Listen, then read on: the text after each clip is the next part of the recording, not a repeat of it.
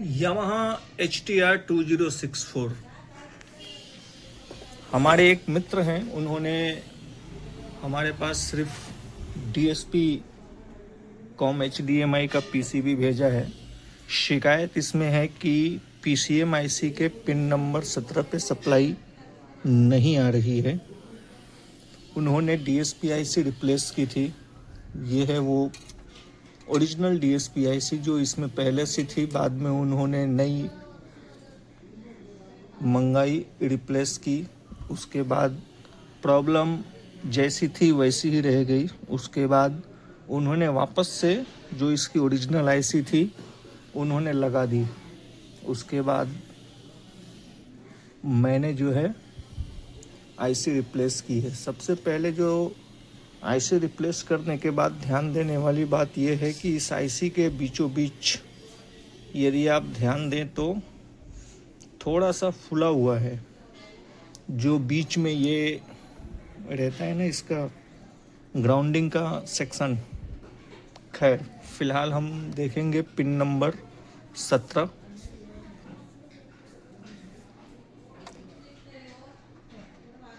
बिल्कुल सप्लाई नहीं है। अब कुछ बातों का ध्यान देंगे। अभी हमने नई आईसी मंगा रखी है और हमें उसको रिप्लेस करनी है, तो रिप्लेस के दौरान किन किन बातों का ध्यान रखना है, ये भी जिन हमारे मित्र का है उन्होंने गलतियां की हैं। गलती क्या की है कि ये आईसी को रिप्लेस करने के बाद उन्होंने बहुत ही ज़्यादा हिट किया है। नहीं करना चाहिए। और हिट क्यों करते हैं? क्योंकि जो ये ग्राउंडिंग का सेक्शन है बीच का, वो पीसीबी के साथ सही तरीके से कनेक्ट हो सके, इसलिए करते हैं। चलिए, फिलहाल हम कुछ वोल्टेजेस देखेंगे। पिन नंबर 17 पे सप्लाई नहीं है। साथ ही साथ हम कुछ और सप्लाईयों की चर्चा करेंगे, जिसमें कि पिन नंबर 23,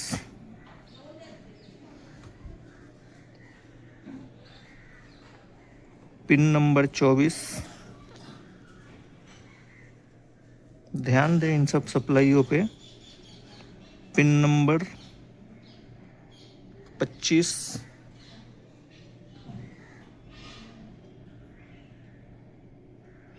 पिन नंबर 26,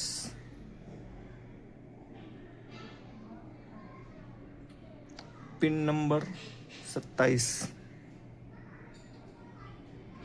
ये हैं कुछ सप्लाई।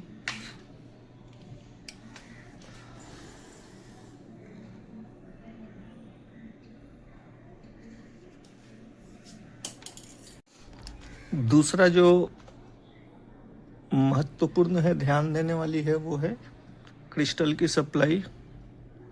दोनों ही साइड में होनी चाहिए। डाउट कहाँ पर है मुझे?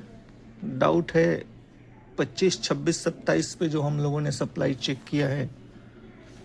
और पहले भी मैंने एक वीडियो में बताया था कि जब भी आप नो साउंड से संबंधित शिकायत हो तो ये दोनों आईसी एक साथ रिप्लेस करें। ऐसा नहीं है कि पहले इसको किया फिर इसको किया, ऐसा नहीं। ये आईसी सस्ती है, ये महंगी आईसी है, तो लोग क्या है, पहले सस्ता ही ट्राई करते हैं। जब भी करें, दोनों साथ में करें। खैर, अब जो है मैं सबसे पहले PCM IC रिप्लेस करूँगा और उसको रिप्लेस करने के बाद क्या कुछ वोल्टेज में फ़र्क है उस पर ध्यान दूंगा। जैसा कि आप देख सकते हैं, हमने PCM IC निकाल रखी है और हम जो अभी काम करने जा रहे हैं वो ये कि पिन नंबर 13 के बाद ग्राउंड से क्या दिखाता है उसको हम थोड़ा समझेंगे।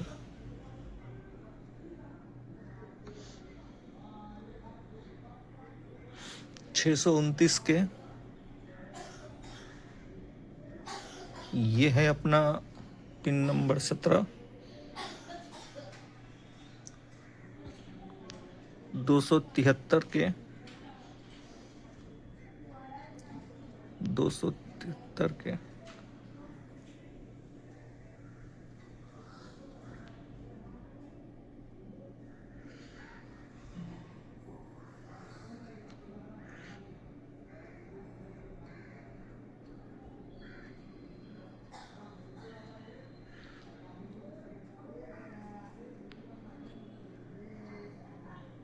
यहाँ पर है 4.7 के सिर्फ, ऑलमोस्ट सब पर 273 के है।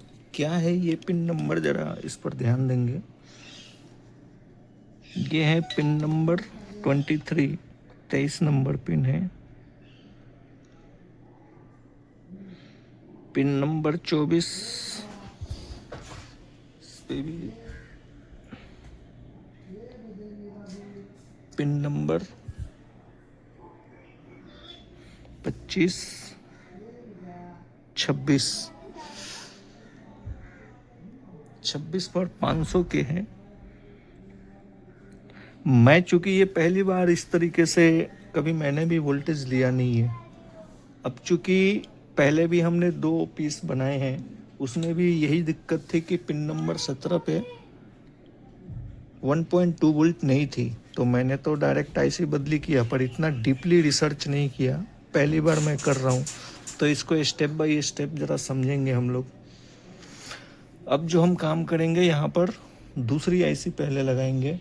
अक्सर जो टेक्नीशियन करते हैं, जिन हमारे मित्र का ये पीस है, उन्होंने भी यही किया।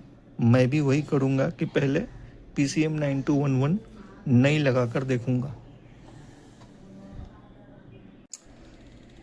हमने दूसरी आईसी रिप्लेस कर दी है और चर्चा करेंगे पिन नंबर 17।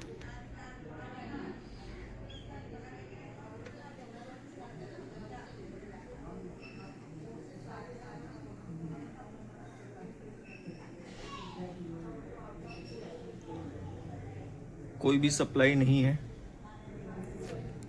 और बाकी पे है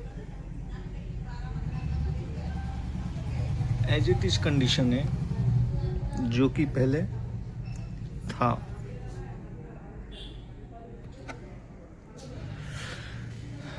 बात करेंगे लास्ट के 2 पिन की, पिन नंबर 23 और 24।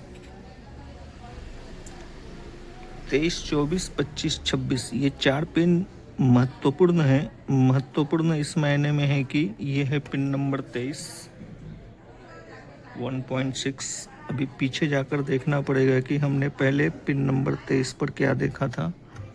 और ये है पिन नंबर 24,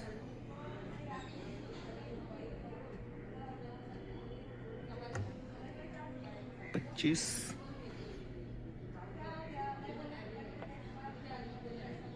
और ये है 26।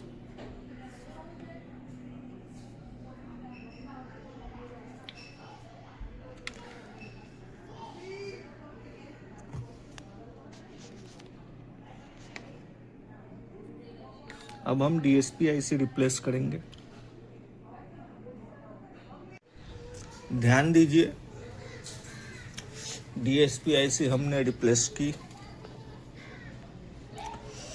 प्रॉब्लम अभी भी जैसी थी वैसी ही है।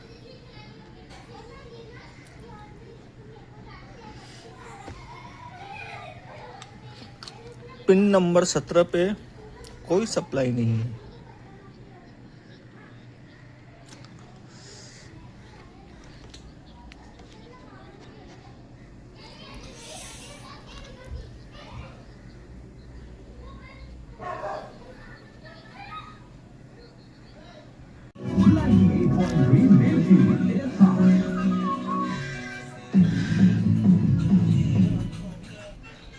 वर्किंग गुड हो गया है जी।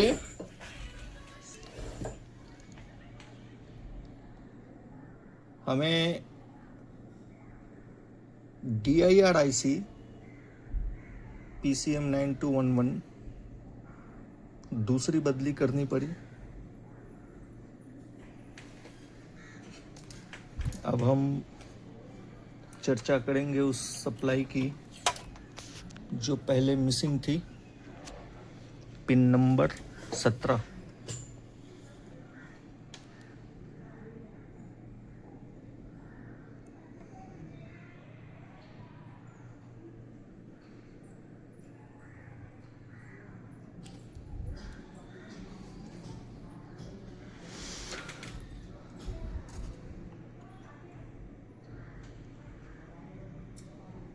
इसमें से एक आईसी थी जो हमने पहले बदली की थी, एक जो इसमें लगी हुई थी। अब ये कौन सी है वो जाने दीजिए।